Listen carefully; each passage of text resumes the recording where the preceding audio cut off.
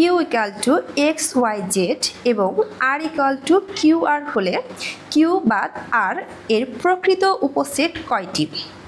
আমরা জানি কি যে কোনো সেটের উপাদান সংখ্যা n হলে প্রকৃত উপসেট নির্ণয়ের সূত্র কিন্তু কি 2n-1, কিন্তু এই ক্ষেত্রে কিন্তু আমাদের প্রথমে হচ্ছে কিউ বাদ আর এর মানটা বের করতে হবে। তাহলে কিউ বাদ আর ইকুয়াল টু কি হবে? কিউ এর মান হচ্ছে এক্স ওয়াই জেড আর বাদ আর এর মান হচ্ছে কিউ কমা আর।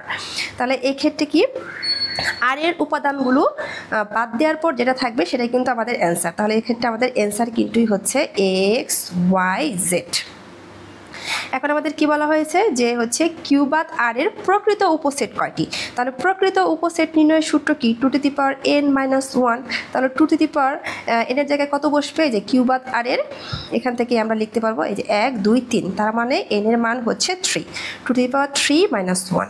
2n মানে হচ্ছে কি 8 - 1 ইকুয়াল টু হচ্ছে কি 7। তাহলে আমাদের অ্যান্সার হচ্ছে গ 7, 7টি।